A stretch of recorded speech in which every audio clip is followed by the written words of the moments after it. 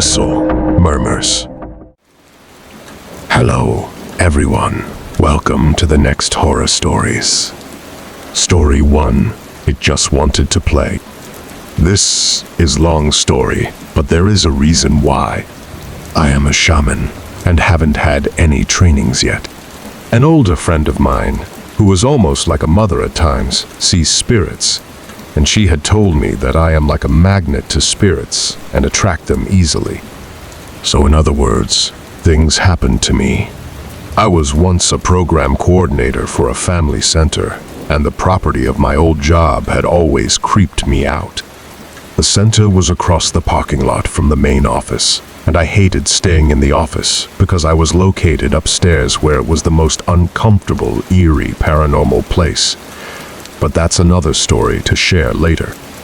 I hated staying in the office and loved staying in the family center because it was positive, filled with resources for parents and children to make crafts.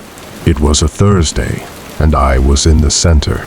I was rereading my sister's group chat. My eldest sister was expecting her kids in the peach branches my mom was having my younger sister to send her. The day before, my eldest sister had told us to keep an eye on her son who was staying with us that week. We asked her why, and she explained that something paranormal took place at her house the night before, and that she and her husband, at that time, did not want to spend the night at their own house. They claimed that a Poj'n Tuksug troll was imitating her son's behavior, running around in the house and locking doors. Apparently, the ex-husband's brother and some friends walked to the house, and the friends saw a little boy waving at them at the window. Little did they know that the kids were visiting at our house that week. The ex-husband opened the door for his brother and the friends. Then he went into his office while my sister was still showering. The men didn't bother about the kid because they suspected that the kids were home. The men went into the garage to do something. Then they heard the door open and close, and the lock clicked. The brother banged on the door until his brother opened it. He demanded why his brother had locked them in. The ex-husband claimed that he didn't. The brother then asked if it was his son, and the ex-husband explained that the kids were not home. The friends informed him that they saw a kid waving at them from inside of the house. The ex-husband and my sister did not want to stay in their house and left to stay with one of their relatives. After work, I decided to drive to my eldest sister's house because the kids were sent home that day and I wanted to see them. As promised, my younger sister had sent the kids along with the peach branch, and my eldest sister had swept the house with it. I was in the bedroom with my nephew, the one who they claimed the Poj'n Tuksug troll was imitating. He is on the spectrum and communicates very little with us. It was usual to see him not make any eye contact whenever we interact with him. However, he kept looking past over my shoulder. His eyes were concentrated. Knowing that I was a magnet, I brushed it aside and continued to interact with him. I went home afterwards and went to work that Friday, and at the end of the day, at the center, I was always one of the last employees to leave. Before locking the center, I turned on the outdoor light and closed the door. My car was right next to the center, and I always liked taking a look at the center, my little happy place. I checked for the light and the window. The blinds were opened as usual. I couldn't wait for Monday. Monday came and I walked up to the center at 9 in the morning. I opened the door and thought it was very unusual for the center to be so dark, even with an open door. I turned on the light and was shocked. The room was a mess with toys spilled everywhere, and the couches had been moved. The window that I usually kept the blinds opened were closed. The door that led to the other was closed, which was something I normally did not do. I was furious. I went to the other room and found a mess there as well. Puzzle boards were placed leaving against the other window was not in its usual place. My only thought was, who the hell used up the center without informing me? I called my assistant. She claimed she didn't know of anyone or anything that took place that weekend. I contacted the program manager, and the office assistant also claimed that no one touched the center that weekend. The only ones who had the keys were the groundskeeper, my assistant, and me. When my assistant arrived, I explained to her what I had saw. She and I were cleaning up the place, and then it struck me. If it wasn't anyone, it must have been something. As I stood in the center, I called my younger sister immediately. "Has Mom come home yet?" I asked. She claimed that my mom hadn't. "Okay, when she gets home, tell her I need my center to be swept." I think the Pajin Tuxu troll followed me and got to the scent. I stopped. I looked at my left arm in horror. I couldn't see it, but I felt nails scratching at my forearm. Then I felt it on my other arm. Both of my arms were burning as I felt little fingernails scratching at my arms. It burned and buzzed with electricity. I looked horridly at my assistant, and she stared back concerned. Then I felt buzzing in my head, a hot electric shock running and pounding my skull. I became short of breath, and my vision blurred. "Bring it," I managed to say on the phone to my sister. It knows, and it's not happy that I know. I looked at my assistant, who stared at me concerned. She already knew about my shaman side, so she wasn't surprised. Luckily for me, she didn't think I was crazy. It was not safe for me to be at the center, which was ironic because it was safer than the office. However, the center was dangerous that day. I had to stay away, but I still had a job. Every time I walked out of the center to the office, the buzzing headache and fiery arms went away. But whenever I walked back, it was there again. Usually I could feel strong spirits, but after being attacked, I only felt pain, and I couldn't locate exactly where the Pojin Tuxug troll was roaming. It wouldn't step outside of the center. At 3 p.m., after the center had closed, my sister finally arrived with the branches. With my buzzing head, I grabbed the branches immediately, and I felt a surge of warmth and relief. I felt a golden light surround me. I was able to pinpoint the Pojin Tuxug troll. It moved around in both of the rooms in the center, but it wouldn't go anywhere that the peach branch had been swept on. I swept the branch every square in of the center, top and bottom. Then finally, I felt it leaving the center. The center had 2 doors, and on each door entry, I stuck a peach branch as a barrier. Inside, looking out of the window, I felt it pacing back and forth on the ramp, unable to get in. "Go away and don't come back," I said to it. "You do not belong here, and you do not have the right to come and touch these stuff. You do not have the right to touch me. You better not be here tomorrow when I come back." I did feel sympathetic for it. It was a child, and I was a coordinator of a family center where children were welcomed. I felt like a hypocrite. However, it was still a Pojin Tuxug troll. The next day, after arriving at work, I didn't feel its presence. It was gone. Story 2. Comstock Hall. My freshman year at the University of Minnesota, I stayed at one of the dorms called Comstock Hall. Everyone became friends in my hallway, and because of that, we would sometimes leave our door open so anyone can come in and out to hang out.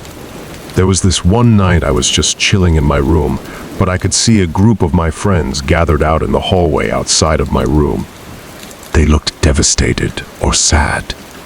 I went to my door and asked if everything was okay. One of my friends told me that everything was okay and to not worry about it. I asked him what happened, and he said that he thought it was not a good idea to tell me and to not worry about it. Saying this, he had a worried look on his face. I was thinking, okay, something tragic must have happened. Like maybe a friend of theirs passed away. I shouldn't be nosy about it. Soon after that, a lot of my friends had their pillows and blankets, and they were leaving. I asked where they were going. They said they were going to sleep in the basement. The basement was a big, open hangout area with TVs and couches. I was like, oh cool. A sleepover type of thing. Let me join. The same friend earlier was like, no, I think it's better if you should stay in your room. I asked him why, but he kept saying the same. I don't think I should tell you about it. Don't worry about it. I was like, okay, no biggie. I shouldn't be nosy. Mind you, my roommate went with them also. A majority of the people in the hallway went to sleep in the basement, but I knew for sure some friends whose room was next to mine stayed. I slept in my room that night and woke up later in the night around 3 a.m. I could hear creaking all over my room. For example, the creak would go from the floor to the wall to the ceiling, then to the other side of the ceiling. Being tired, I'm just like, old building. No biggie. However, the dorm was built pretty fortified, for lack of better words, and you will not hear anyone upstairs or downstairs. Plus, the creaking happened all over my room. Whatever, I went back to sleep. A couple days later, I found out that one of my friends who was at the room next to mine that night got possessed. Supposedly, he has a strong sixth sense and could be a shaman/medium. And the reason why my friends looked devastated and went to sleep in the basement was because they all saw him possessed and had to hold him down on the bed. Story 3. Scary Memories in Thailand. I'm not sure if this was a story I heard when I was younger that manifested into a nightmare, or a repressed memory from when my family used to live in the refugee camps in Thailand. This story/memory has always been in the back of my mind since childhood. When I was young, around 3, my dad and I left the refugee camp to go somewhere. No recollection of where we were going, but we were on a long dirt road. Alongside the roads were shallow ditches filled with dried leaves from the trees lining the road. At a certain point of our journey, my dad suddenly grabbed me and jumped into the ditches. He hurriedly covered us both with leaves and quietly told me to be silent, to not breathe loudly, and to close my eyes until he said something. Thankfully, I obeyed him and did as he said, even though I was only 3. Time slowly went by without anything happening. Being a kid, I got anxious and nosy, so I peeked open my eyes a little. Luckily, or unluckily, my head was set in the direction that we had just walked from. Within seconds of me opening my eyes, I saw people walking down the road towards us. From little specks in the far distance to more recognizable shapes, it was 3 little girls, dressed in all black and long hair. They talked amongst themselves as they kept coming closer. The closer and closer they came, the more I could see that they weren't normal. Shorter than teenage girls, but with the wrinkled faces of grandmas, arms that reached their knees with long nails at the end of their fingertips, and peppered, frazzled, unkempt hair. Now I understood why my dad said to keep my eyes closed. These weren't human beings. They were Po, Jade, and Tuksu. Once the realization of what I was seeing hit me, I closed my eyes and tried my best to stay still. Time crept by as I could hear them walking closer and closer to us, speaking a language that was foreign, yet familiar. Eventually, they pasted our spot, and the sounds they made faded away into the distance. Unsure of what to do, I continued to stay still, like my dad had told me to initially. For what seemed to be hours, I stayed there, eyes closed, slowly inhaling and exhaling, trying my best to not make a noise. Then, I heard my father's voice, ever so quietly, "Son, don't move. Let me check first to see if there is anything around us." The rustling of leaves next to me signaled to me that my father had finally got up and was scanning our surroundings. "Don't shout or cry, okay, son?" my father gently said as I suddenly felt him grab me. The next thing I knew was my face being pressed into my father's chest and his hands holding me tightly. Then came the feeling of wind against my legs and the sound of heavy breathing. I'm unsure of whether we were being chased or not, but he was running. The next thing I saw, once my father finally stopped running, was the refugee camp. My father finally put me down and caught his breath. The other refugees came up to us and asked my father if everything was all right. I don't remember what he told them, but I remember the looks on their faces. Fright. Story 4. Balloons. I remembered it was a couple of years ago when I heard of a scary story told by my close cousin Crystal's mom, name changed. We were all at a Jingle Bell sitting outside since there was nothing else to do. In our group, there was Crystal's mom, my mom, 2 of my other cousins, and I. She was telling us a story about one morning, pretty windy, as her husband and she set off to the cemetery to join the burial of a grandma who passed away from her husband's far side of the family. When they got there, they parked away from the burial site, but it wasn't that far to walk. There was a lot of people. Mourning families brought an abundance of flowers and balloons. I don't if balloons are allowed, but it was there. Crystal's mom didn't want to go with her husband to the burial site because she didn't know anyone there, not a single face. She suggested that she drop him off and will come back later to pick him up. However, he demanded her to go with him. After giving it a thought, she decided she will go with him, still hesitating though. Her husband left first, and she was still in the car. As she watched her husband walk towards the group of people with a lot of balloons, she swore she saw an old lady wearing Hong clothes, laying flat on her back with her hands straight out across from her, jumping up, standing position, and then back to laying completely down. She was freaked out to the max and told herself that her eyes were playing tricks on her, hoping it was just the winds pushing the balloons around. She quickly looked down, but just to make sure it was just the balloons. She took a peek at it again. There it was. An old lady jumping up and then back down, up and back down. This time, she took off home and refused to come inside to pick her husband up. Instead, she made him walk all the way to the entrance. When he got inside the car, he asked her angrily, "Why did you leave so suddenly?" "I thought you were going to come too." She didn't answer him, but stepped on the gas straight home. Later, she managed to gather enough guts and asked him, "Did you see that old lady jumping up and down?" He gave a disbelief face and shook his head, no accusing her for making up excuses because she didn't want to go. He never believed her as much as she tried to not believe in what she saw that morning. Eek.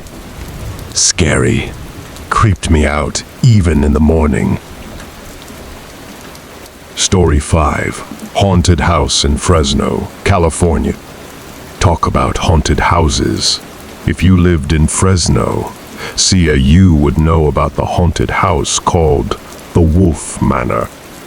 It has been 10 years since it got demolished. I don't even know if they rebuilt something there, or it's still an empty land. The house used to be a place where they treated people with mental disorder. It even became an haunted attraction too. Sadly, I never got to experience it before it was taken down. There were cases. I heard about construction workers fixing something in the house, and they would see little kids running around, or employees experiencing the same situation. During the haunted attraction, they used to shut off the lights, and people would be running while ghosts were chasing them. As some people were running or hiding, they thought it was employees, but the little kid would disappear right before their eyes, or seeing little kids hiding too. Employers stated they don't hire children as a part of their show. I remembered one of my cousins living down the street from it.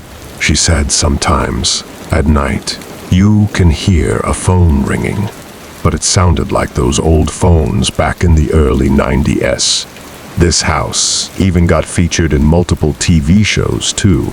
Definitely look it up. Story 6. They're standing all around you. Tomorrow is the opening season for turkey. My cousins and I decided to go hunting for turkey, but didn't want to wake up at 3 a.m. Since we lived about 2 hours away, we decided to go night fishing at New Hogan Lake, then go hunting in the morning. There were 5 of us, myself and my 4 cousins that were all brothers. Let's call them Cousin 1-4, 1 being the oldest and so on being the youngest. Around midnight, we arrived and found a parking spot near the lake. As everyone was gathering their gears, Cousin 4 finishes first and starts walking to the lake by himself. Understand that there is a little distance from where we parked and to the lake. As Cousin 4 walks into the distance, Cousin 2 says, "You, you monster." Cousin 1 replied, "Stupid, when we're out and about like this, don't be making those stupid jokes." Cousin 4 got scared and started to walk back to us. Once everyone was set, we walked to the lake. When we got to the lake, we found a spot with 3 logs surrounding a tire. We settled down and started fishing, but nothing was biting. So everyone decided to sit on the logs. Cousin 4 and I were sitting on the log facing the lake. Cousin 2 and 3 sat on the log to the right. Then Cousin 1 decided to take a nap on the tire, and a lantern was placed on the log to the left. The whole time there was no wind, nothing blowing at all. Then all of a sudden there was a moment of silence. From the corner of my eyes, suddenly the lantern fell, as if someone had knocked it over.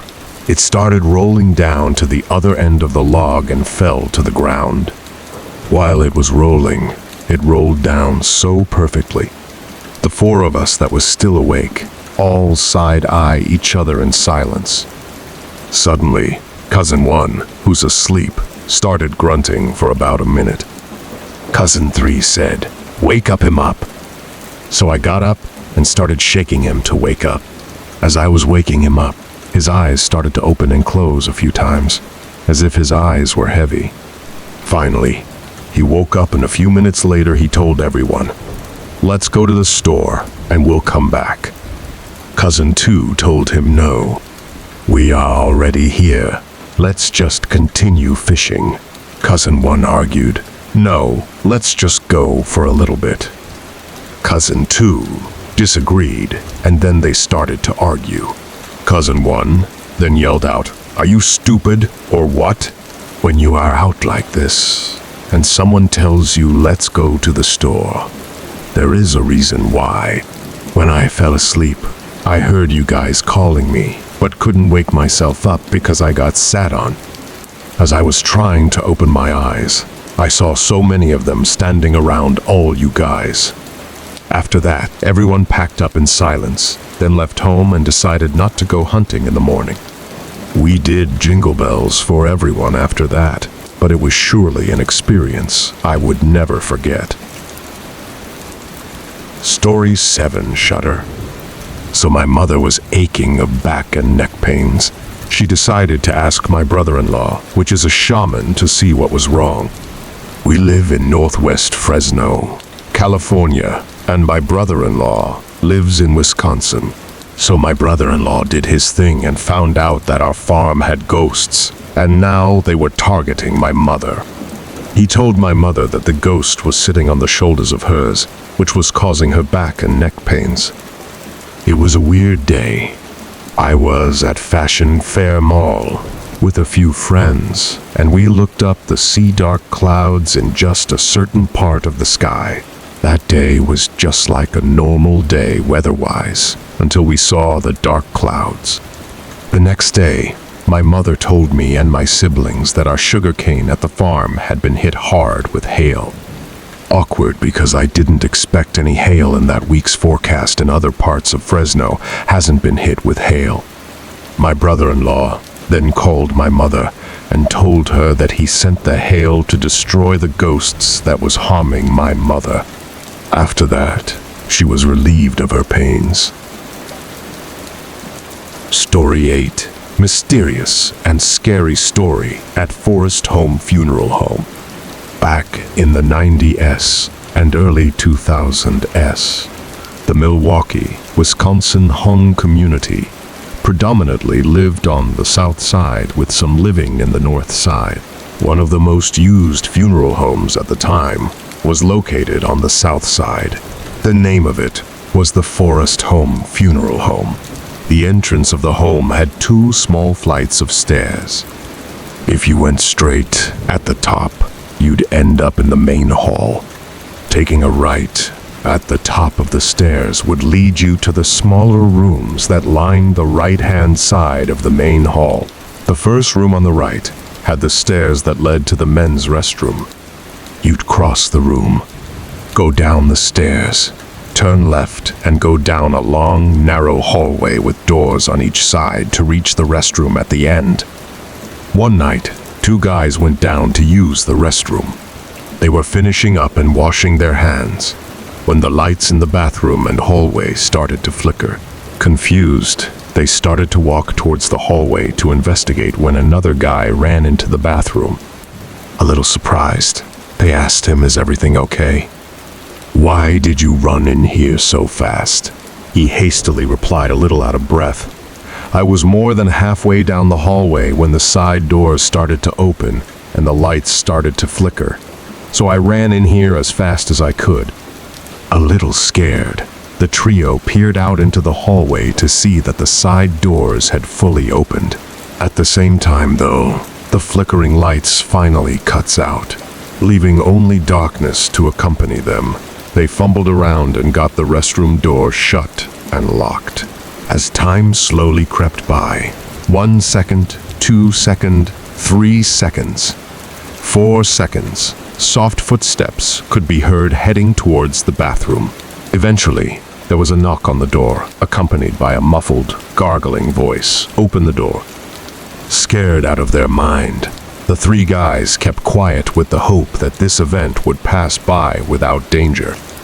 Unfortunately, more knocks rang out on the door with more voices, asking for the door to be opened.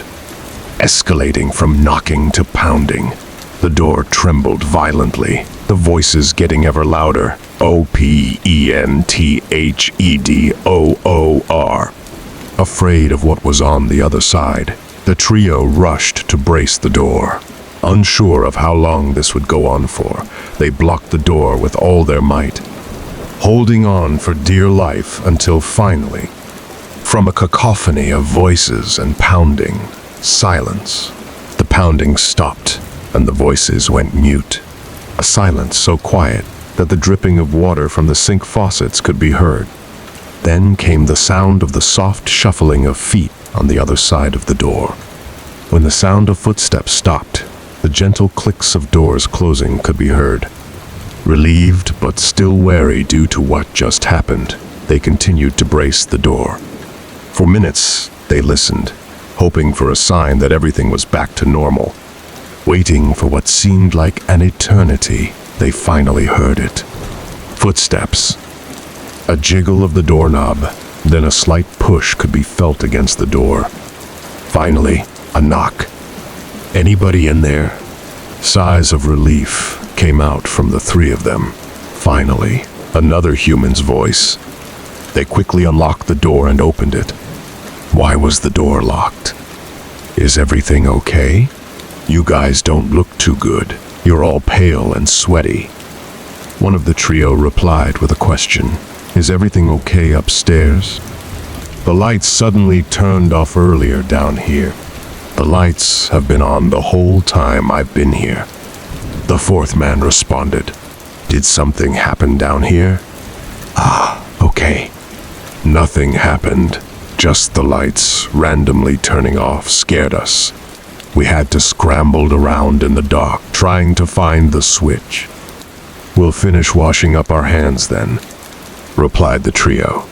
They washed their hands and waited the fourth man before heading back up together.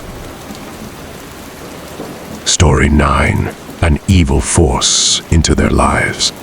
My family and I had moved to the States and lived here for about 5 years when this situation happened. Context-wise, my immediate family is Catholic while my relatives still practice traditional shamanism. Since my parents didn't have an education here in the States and were a lot older, our family ended up farming to make ends meet. As a 6-year-old, I never stayed home because nobody was able to babysit my younger siblings and me.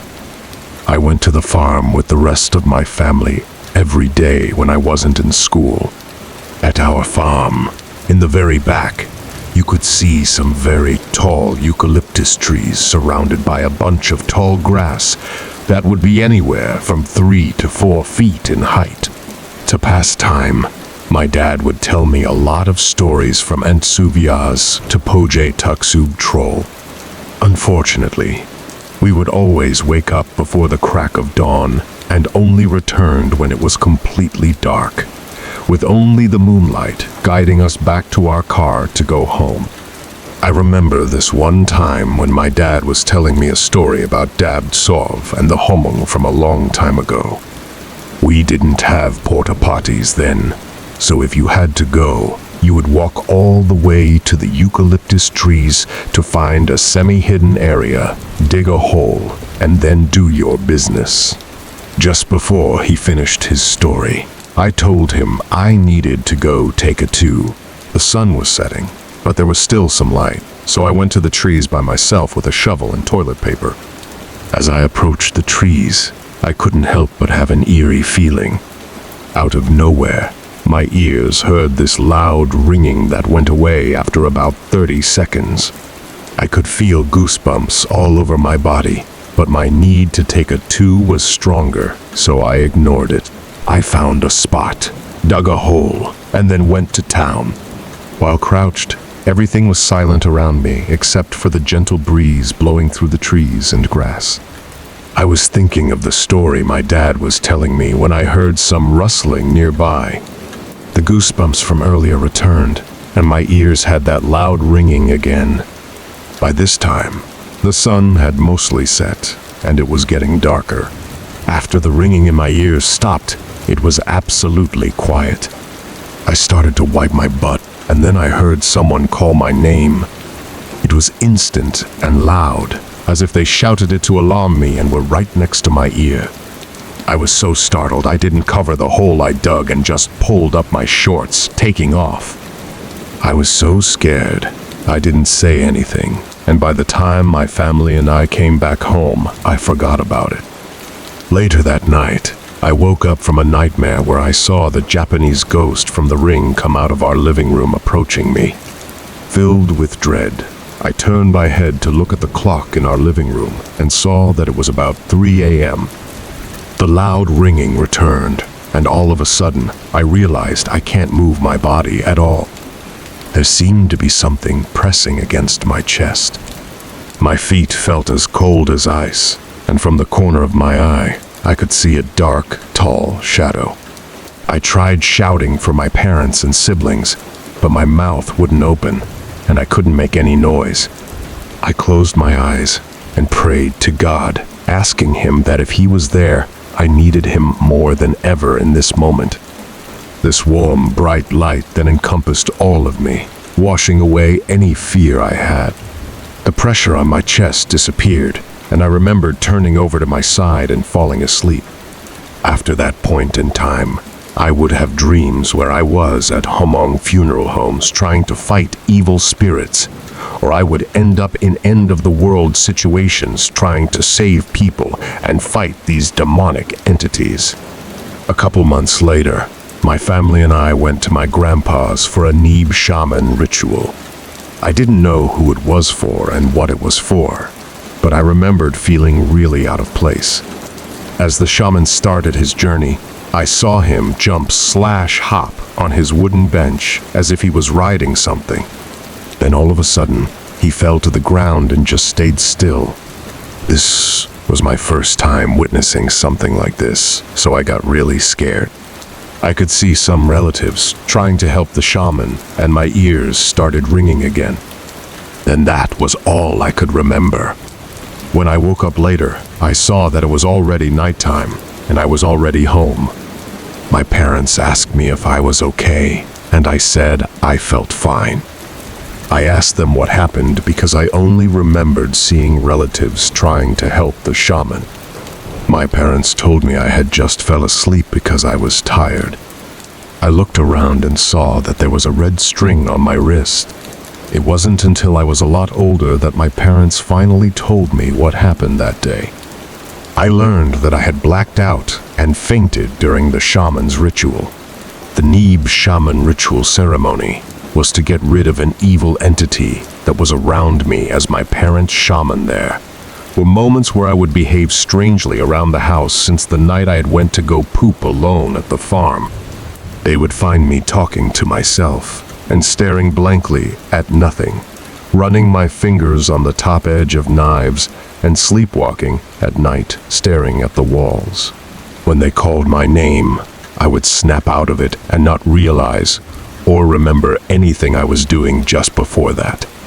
Thus, when the shaman went on his journey, he was able to see that the evil entity had latched onto me the night I was at the farm. The shaman saw that when I prayed to God that same night, the evil entity stayed away from me for a little bit. However, it kept coming back and would appear in my dreams, making me see the end of the world so I would lose all hope, so it could eventually take hold of me. The entity was really strong. Thus, why the shaman had to hide himself by being frozen and staying still on the ground during the ceremony. My parents further shared that, after I fainted, the shaman came out of his trance. I woke up and just stared at the shaman. The shaman then started asking the entity questions. What did it want?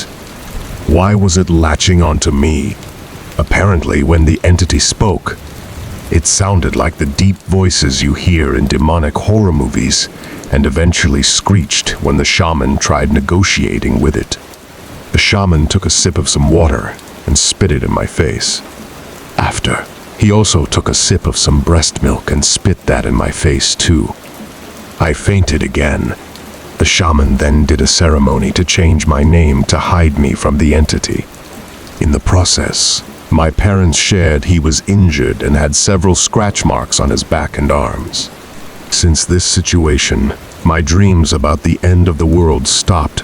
But what gets me is I find myself sometimes having the same dream spanned across several years, where an entity is chasing me at the farm back to my house for me to hide where it couldn't see me, even though I was in plain sight. However, in my last similar dream, the entity ended up getting in front of my face while I was hiding and told me, "I've finally found you." This was at my old house in Atwater, CA, and it makes me wonder if I may have lost a part of my spirit in that house with that final dream. Story 10. Spirit Appears. In a remote village, nestled deep in the mist-shrouded mountains of Laos, there lived a young Hmong girl named Maui. From an early age, it was clear that she was not the cherished daughter her parents had hoped for. Her father, Ko, wanted a son to help with the laborious farming, and her mother, Yua, was too consumed by the harshness of their lives to offer the warmth and affection a child craves. Maui grew up in a small, thatched roof house at the edge of the village.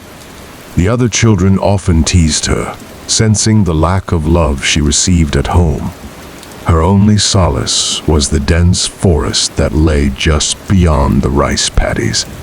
It was her sanctuary, a place where she felt a strange, comforting presence that seemed to understand her loneliness. One evening, As the sun dipped below the horizon and the villagers lit their fires, Mai wandered deeper into the woods than she ever had before. The shadows lengthened, and the forest grew eerily quiet. She stumbled upon an ancient, weathered shrine, half hidden by creeping vines and moss. It was dedicated to the spirits of the forest, the Dabneeg, revered and feared by the Hom people. Mai felt an inexplicable pull towards the shrine. She knelt before it. She spoke of her parents' neglect, her loneliness, and her longing to be loved. As her sobs echoed through the trees, she felt a sudden, icy chill. The temperature dropped, and a dense fog rolled in, enveloping her.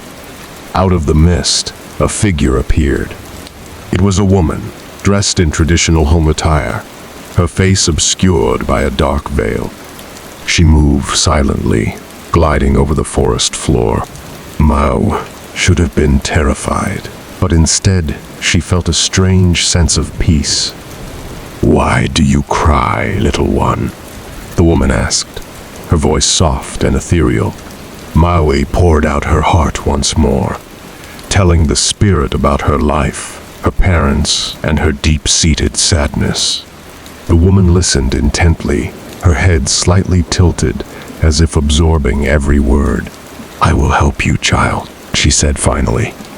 "But you must do exactly as I say." Mai nodded, desperate for any reprieve from her misery.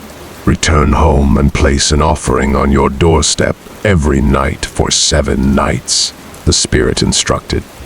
Make it a gift from your heart, something that holds meaning to you. In return, I will grant you the love you seek." Mao thanked the spirit and hurried back to her village. That night, she left her most treasured possession, a small, hand-carved wooden bird her grandfather had given her before he died, on the doorstep. She continued to leave offerings each night, a woven bracelet, a favorite ribbon, a hand-drawn picture.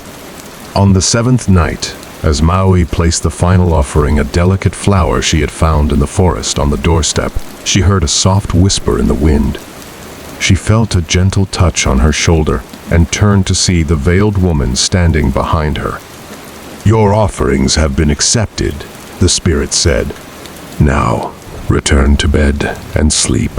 When you wake, your life will change." Mai did as she was told, her heart pounding with a mixture of hope and fear. That night, she dreamt of the veiled woman, her presence comforting and protective. The next morning, Ma woke to find her parents acting strangely. Her mother, usually cold and distant, gently brushed her hair and kissed her forehead. Her father, who rarely spoke to her, invited her to join him in the fields. For the first time in her life, Mai felt a flicker of hope. Days turned into weeks, and the change in her parents was remarkable.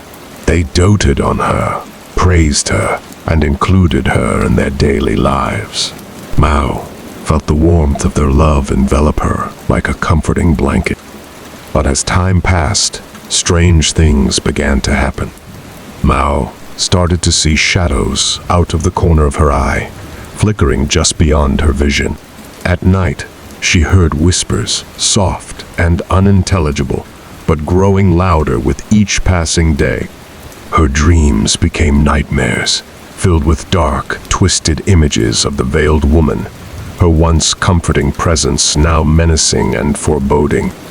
One night, as Mai lay in bed, she felt a crushing weight on her chest. She tried to scream, but no sound came out. The veiled woman appeared at the foot of her bed, her veil lifted to reveal hollow, empty eyes.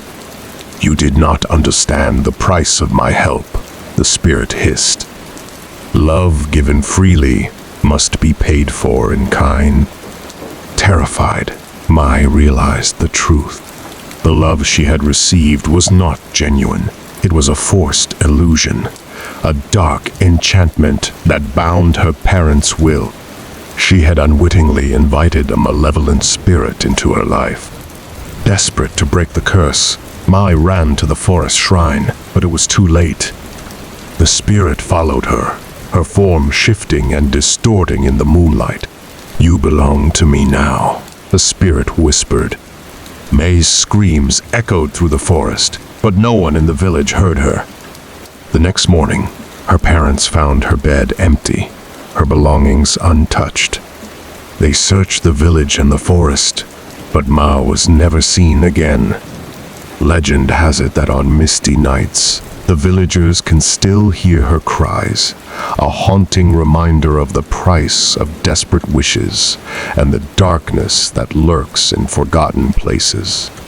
The shrine remains, overgrown and abandoned, a testament to the power of the spirits and the tragic tale of the girl who was not loved. Story 11. A Shortcut Home. This happened in the early 1990 in a small town called Menomonee, Wisconsin. There was this old railroad that went through Menomonee, but the train doesn't come by anymore. It was dangerous for cars, and it was too old for trains to run on. The train track was right next to this library. As you go further down, you can see a nice view of the lake called Lake Tainter. The town left the railroad there to rot, but it was such a nice, abandoned railroad that has a shortcut to go to the other side of Menomonee. I used to walk on that track all the time, but I only walked on it during the daytime. Sometimes with people in a group after dark, because it's less scary when you with a group.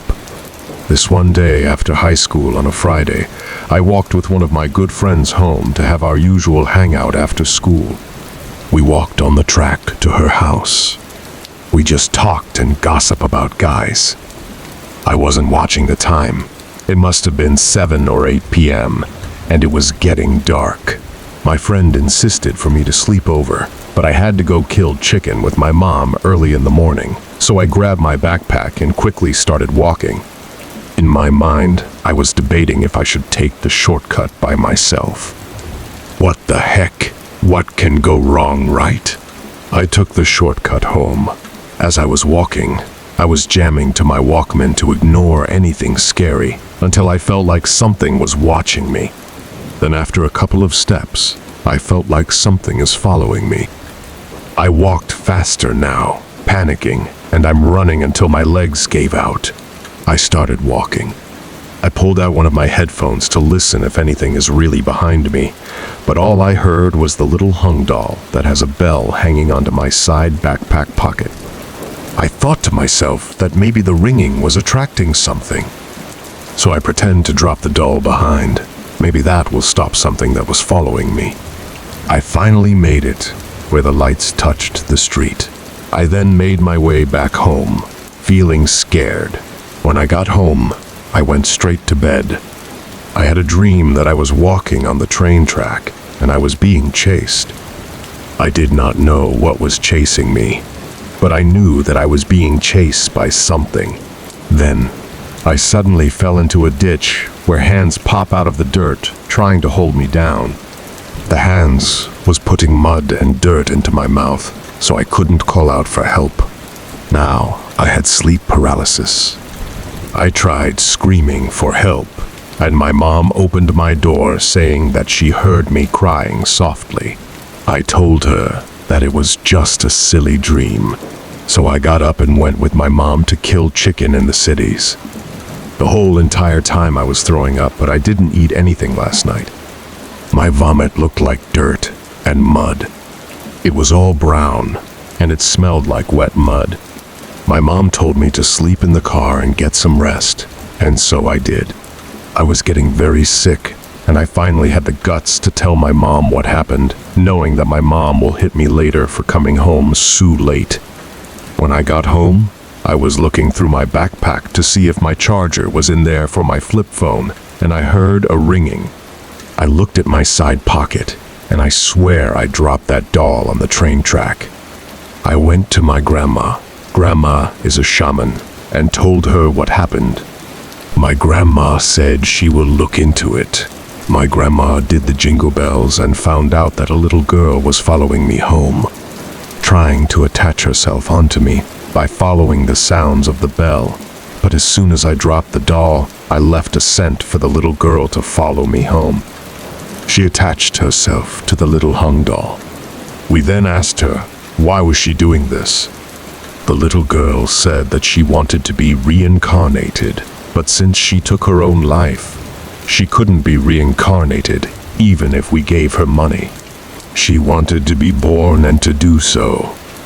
She will have to wait for a pregnant woman so she can hijack the baby and be reincarnated. My grandma grabbed one of my mom's old hung doll and put an egg under the doll shirt to imitate a pregnant lady and trick her into going to the egg. Then my grandma grabbed the egg and put it into an empty jar.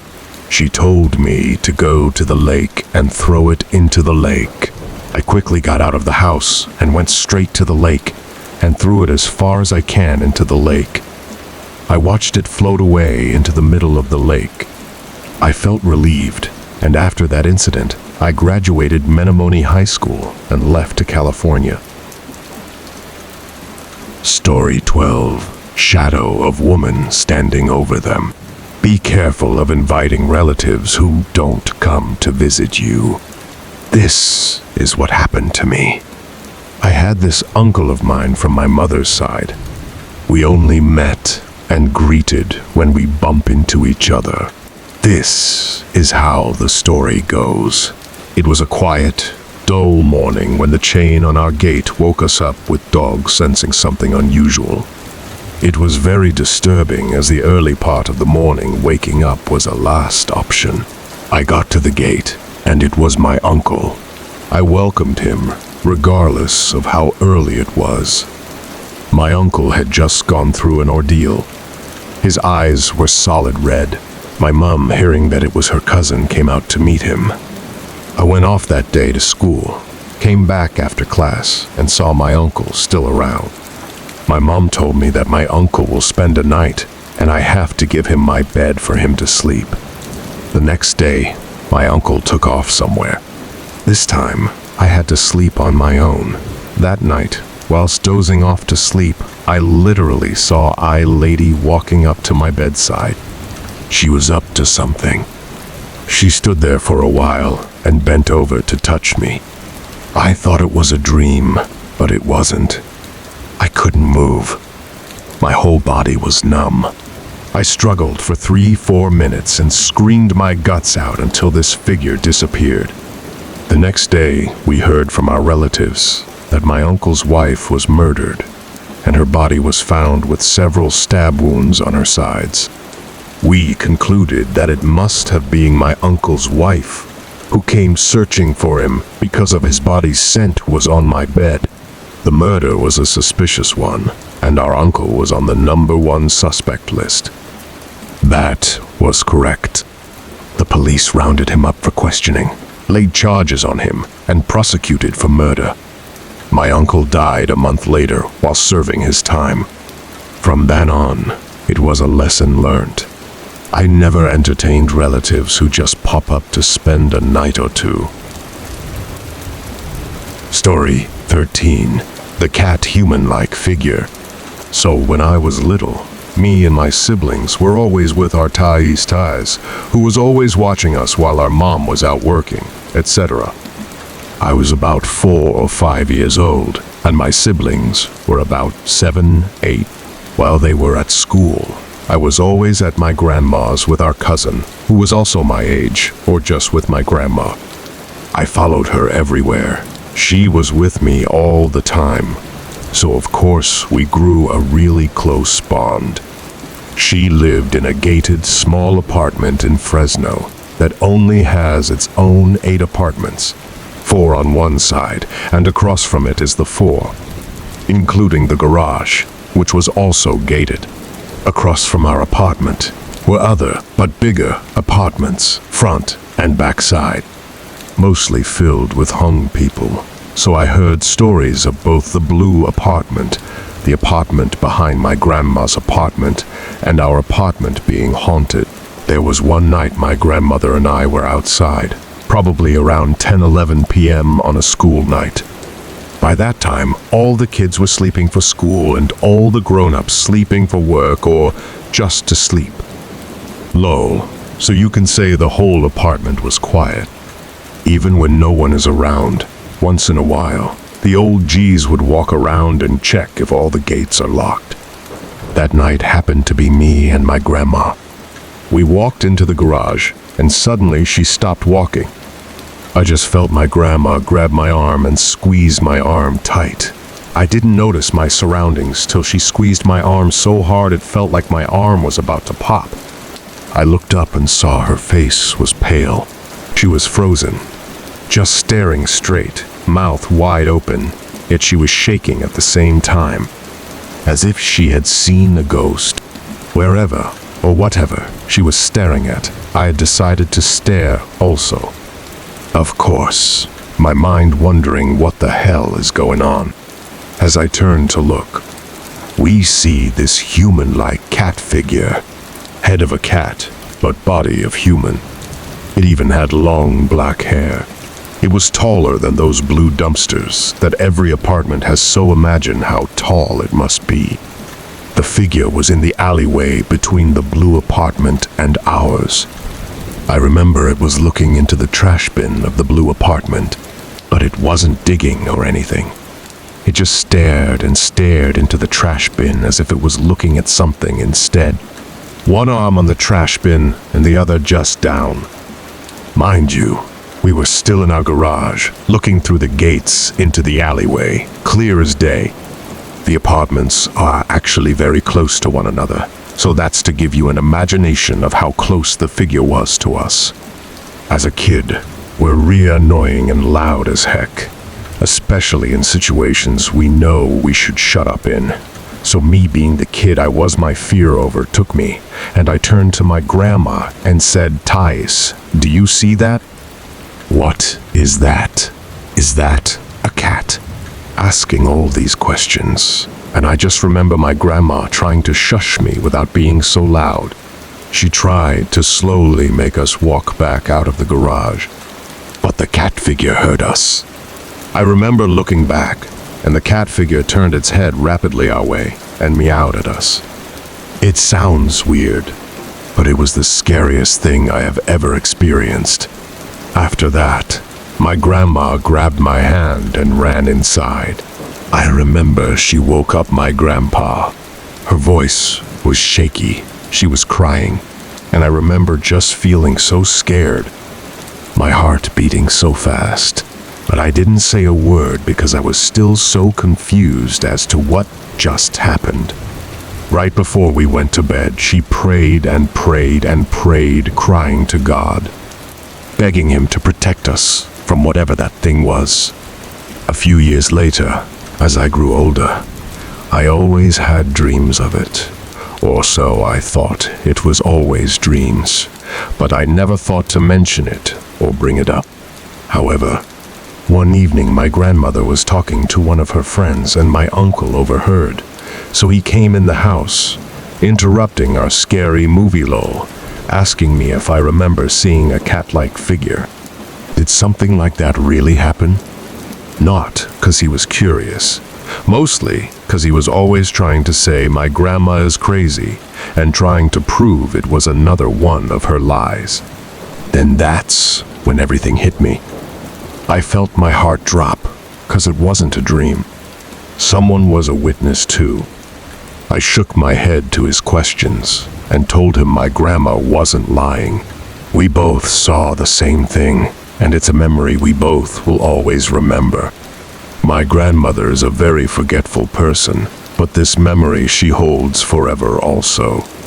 Till this day, I want to ask about it, but I've always wondered what it was. Why was it looking in the trash bin? What did it want? Story 14. The haunting dream seemed to foretell the departure. Do you believe weird dreams? In my culture, Hung, we believe that when you have weird dreams, they might be a sign of something good or bad. One of the beliefs that we believe in is if you are a parent and dream that your teeth is falling out, that means it's a bad sign. You should be careful and watch your children's. Something bad might happen to them. Before my father-in-law passed away many years ago, 2 nights before he went to the hospital, I had a dream that I was somewhere. I don't know where I was, but I was standing in the middle of a road. I can see very far away in front of me. There were 2 ladies dressed in white dresses and were standing on each side of something that looks like a hospital bed. They were coming closer and closer to me. As they got closer, I could see that there was a person on the bed, but I didn't know who it was. They got closer and closer. Then they were right in front of me. I couldn't see the ladies' faces for some reason, but I could see the person on the bed's face.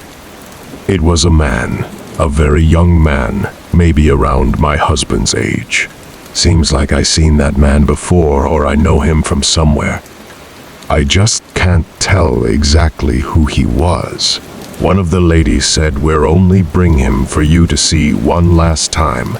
Then they push him away, and they went further and further away, and they were gone. I woke up. On that night, maybe around 10 p.m. or so, my mother-in-law came knocking on me and my husband's bedroom door. My husband worked 2 and shift, so he was not home yet. She knocked really loud and was shouting, "Call 911. Your father is having really bad stomachache, and he can't breathe." I walked as fast as I can, since I was 7 months pregnant at that time, to open the door, and then I went to their bedroom. My father-in-law was sitting on the edge of the bed. He looked fine to me, and he was breathing okay. I walked over to him and asked him if he was all right. He said yes. He said he was having little pain in his stomach, and he doesn't know what it is, and he's having a hard time breathing. I asked if he wants me to call for an ambulance, and he said yes. In my mind, I'm thinking he doesn't need to go to the hospital. He looks fine. Maybe if he rests for a while, he would probably catch his breath and be okay. But I didn't say anything. I called 911, and in like 10 minutes they arrived. The medical technicians team rushed into the house and into their bedroom. They listened to his heart and lungs. They asked me a few questions about him, what he ate, and his medical history. A little while after that, they put him on the gurney and took him into the ambulance. Since my mother-in-law doesn't speak English, I went with them in the ambulance. My mother-in-law said she will call her daughter to drive her and meet us at the hospital. I sat in the back with my father-in-law.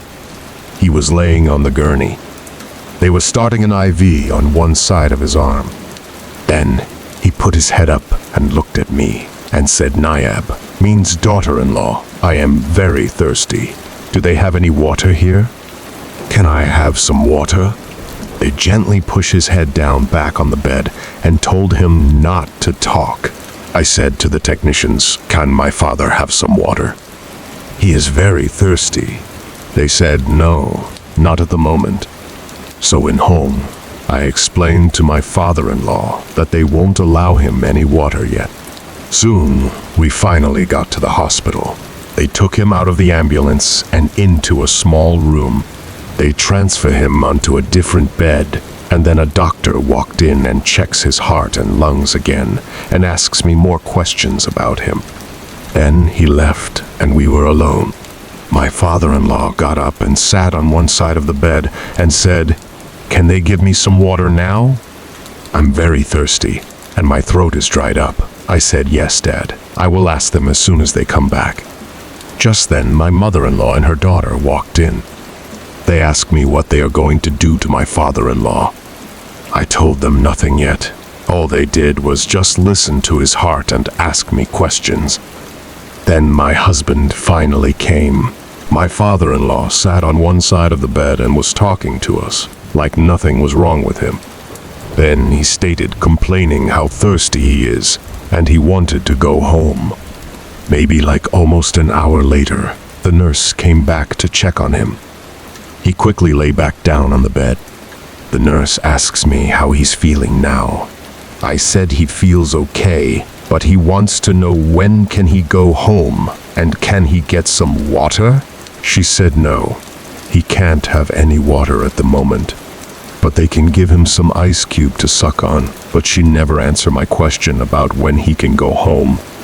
In Hmong, I explained to my father-in-law what she said, but he doesn't want any ice cube. He wanted water. The nurse said if he don't want ice cube, then he can't have water. My father-in-law was mad. Not longer after that, she came back and said they need to take him to a room to do some testing. And again, he asks for water. And again, she said he can't. They pushed him out and into elevator. I, my husband, mother-in-law, and sister-in-law sat in the room and wait. We waited and waited for almost 3 hours, and they never brought him back. Then a nurse came and said they have him in the ICU room now. I was confused, but in Hmong I explained it to my mother-in-law, and she said why did they put him in there for? He was fine. I asked the nurse, why is he in the ICU room? He was fine and talking to us just a few hours ago, and she said his kidneys are not working properly. She said we can go and see him now, but we can't stay in there long. We have to stay in the waiting room. So we all went up to his room. There lay my poor old father-in-law on life support. He was not moving. We walked in and stood around him. My mother-in-law called for him. She calls and calls him. In Hmong, she said, if you can hear me, then squeeze my hand, and he didn't. My mother-in-law keeps telling him to squeeze her hand if he can hear her, but he never once did. My mother-in-law starts crying. We all begin to cry. I begin to wonder why all of a sudden he's like this now. He was fine earlier. The nurse came in. Said only 2 person can stay with him, and we have 4. So my sister-in-law went home to get her kids ready for school, since it was almost 6 a.m. and my husband left to the waiting room, leaving just me and my mother-in-law. All we did was just sat there and looked at him. Once in a while, I would go stay in the waiting room and let my husband come and stay with my mother-in-law. We stay there all day. Soon my husband left to go to work. We stayed there for 2 nights and 3 days. On the 3rd day, the nurse came and said my father-in-law is not going to wake up anymore, so we have to get our families together and take him off life support. It was a confusing, sad moment. I called everyone to come to the hospital for a family meeting. Soon after that, everyone arrived. We all talked and decided to take him off life support. There were about 10 of us. We all went to my father-in-law's room.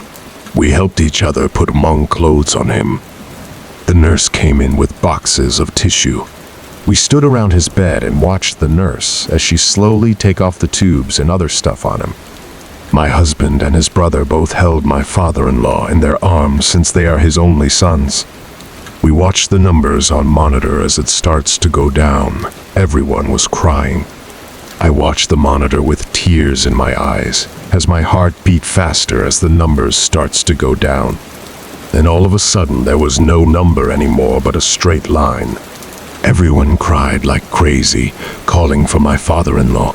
In my head, I apologized to my father-in-law for never getting him a drink of water that he'd been asking forever since we got to the hospital. Just then, my mother-in-law couldn't make a sound out of her mouth anymore. She all of a sudden just lost her voice right then. Before the funeral, we took my mother-in-law to visit a shaman, and the shaman said my father-in-law was very thirsty. Before he passed, that is why he made my mother-in-law lose her voice. The shaman said in order for my mother-in-law to get her voice back, at the funeral she needs to give my father-in-law 3 drops of water into his mouth. On the day before the funeral, my mother-in-law and I were going through pictures of my father-in-law to post it up at his funeral. I came upon a picture of a man that I thought I saw before. It was an old black and white picture. I looked at the picture for a long time, trying to figure out where I seen this man before. Did I see someone that looks like him, or do I know? I stared at the picture for a long time, and it all came to me. I was right. I did seen him before. He was the man from my dream. I quickly asked my mother-in-law who the man in the picture was, and she whispers softly to me, since she can't make a sound, "He is your father-in-law when he was younger." Story 15. Dark woman with long hair. When I was about 7 to 8 years old, I hated horror movies. It wasn't my thing at all. My cousins loved them somehow and always put it on. They knew I was scared of it, and they'd always put it on just to scare me for fun. One day, one of my cousins put on a home horror movie. I forgot what movie it was, but it was those very old horror movies, for example, Zeb Thiab Swa. It was only the beginning of it, when I was already shaking. Yes, that's how scared I was of watching scary films, etc.